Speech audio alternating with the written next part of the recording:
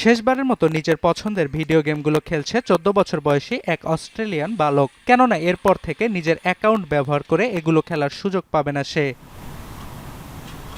মঙ্গলবার স্থানীয় সময় মধ্যরাত থেকে বিশ্বের প্রথম দেশ হিসেবে 16 বছরের কম বয়সী ব্যবহারকারীদের জন্য সামাজিক যোগাযোগ মাধ্যম ব্যবহারে সরকারি নিষেধাজ্ঞা কার্যকর করেছে অস্ট্রেলিয়া। এরপর থেকেই Facebook, TikTok, Instagram, x, YouTube সহ জনপ্রিয় 10টি সামাজিক প্ল্যাটফর্মে প্রবেশাধিকার হারিয়েছে অস্ট্রেলিয়ার 16 বছরের কম বয়সী লাখ লাখ ব্যবহারকারী। এ নিয়ে মিশ্র প্রতিক্রিয়া দেখা যাচ্ছে অভিভাবকদের মাঝে। শিশু কিশোরদের মধ্যে অতিরিক্ত মিডিয়া আসক্তি কমাতে সিদ্ধান্তটি বেশ কার্যকরী বলে মত অনেক অভিভাবকের। He's generally quick to put down his dinner to rush back off, so he's not completing a full meal.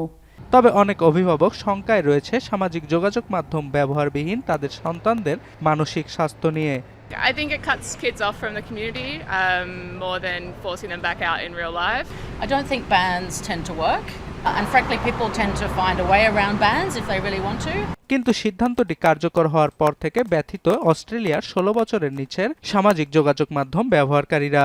Ones that I've talked to, like I've had since I was young, or like ones that I met a couple years after when I was in kindy, pre-primary and stuff. এদিকে 16 বছরের কম বয়সীদের জন্য media বন্ধের সিদ্ধান্তটি অস্ট্রেলিয়াবাসীর জন্য গর্বের বলে মন্তব্য করেছেন দেশটির প্রধানমন্ত্রী অ্যান্থনি অ্যালবানিজ। জানান এর মধ্য দিয়ে অস্ট্রেলিয়ার শিশু কিশোরদের জীবনযাত্রায় ব্যাপক পরিবর্তন আসবে। This is world leading.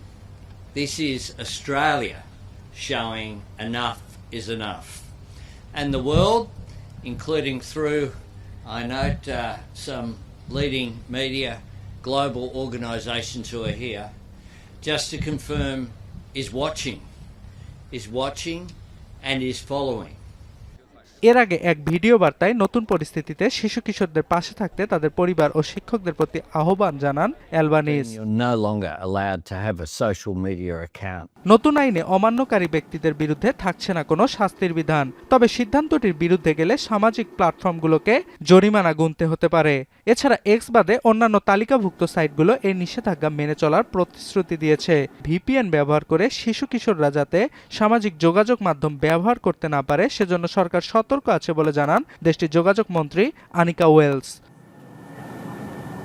Arnab প্রসাদ, এখন বিশ্ব।